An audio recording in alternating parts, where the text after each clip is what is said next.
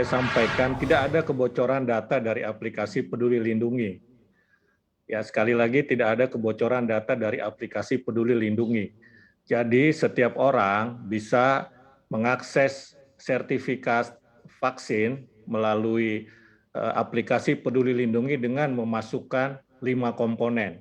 Nomor 1 adalah nama, nomor 2 tanggal lahir, nomor 3 NIK, nomor 4 tanggal vaksin, dan nomor 5 jenis atau merek vaksin. Nah, data-data itu tentu saja bukan tersedia di aplikasi Peduli Lindungi. Ya, kita tahu nama presiden kita siapa, kemudian tanggal lahir juga bisa kita cari. Nah, NIK ini tersedia atau ada di situs KPU. Ya, di situs KPU. Bukan diambil dari Peduli Lindungi. Nah, dengan memasukkan NIK, kemudian juga tanggal vaksin kita bisa cari di berita, kapan presiden divaksin, dan jenis vaksin juga bisa kita cari di berita. Jadi yang terjadi adalah penggunaan data, ya penggunaan 5 data tadi secara tidak benar, dalam arti tanpa seizin pemilik data. Jadi itu yang terjadi, tidak ada kebocoran data dari aplikasi Peduli Lindungi. Apakah hal ini Begitu, tidak Mbak. diantisipasi sebelumnya, Pak, sampai ini menimpa seorang presiden, dalam artian begitu memang data-data ini dengan mudah bisa diakses seperti itu ya, dari berbagai situs dan juga informasi-informasi lain dan dimasukkan ke Peduli Lindungi sehingga keluarlah data yang dicari itu. Misalnya saya punya data NIK teman saya, 5 data tadi yang Anda sebutkan, saya taruh di aplikasi Peduli Lindungi, bisa keluar juga berarti ya Pak ya? Ya, bisa keluar. Jadi kesalahannya kenapa teman Anda memberikan NIK itu kepada Anda? Oke, kalau untuk kasus yang terjadi pada Presiden Jokowi ini, apakah hal ini sebelumnya tidak diantisipasi dalam artian perlindungan data khusus untuk pejabat-pejabat negeri ini tidak dilakukan sebelumnya atau seperti apa Pak?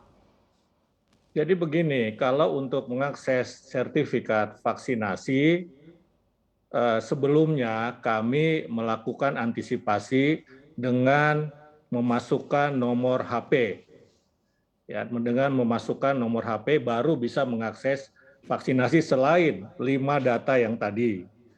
Nah, tetapi ada masukan saran dari masyarakat karena tidak semua masyarakat Indonesia mempunyai HP, mempunyai nomor HP. Nah, untuk mempermudah masyarakat mengakses sertifikat vaksinasi dan juga mengakses ruang publik, misalnya mal, kemudian transportasi publik, maka kita mempermudah. Ya, tetapi niat baik itu untuk mempermudah disalahgunakan oleh orang-orang tertentu.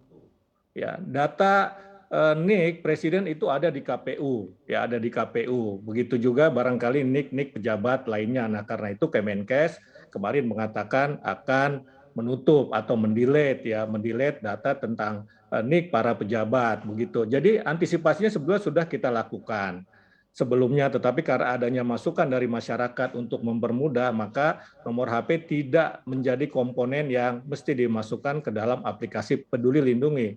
Nah, kasus ini kemudian membuat kita mengevaluasi apakah kita perlu mengantisipasi dengan memperketat lagi begitu kan. Kalau iya, dengan data apa?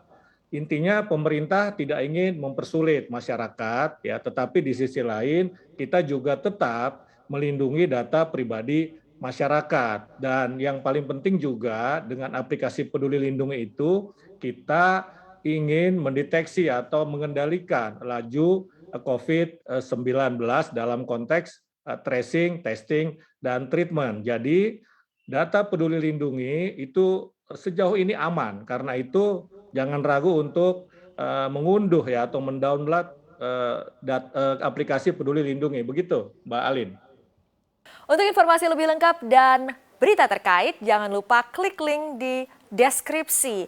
Install juga aplikasi CNBC Indonesia di App Store maupun di Play Store dan please subscribe ya guys.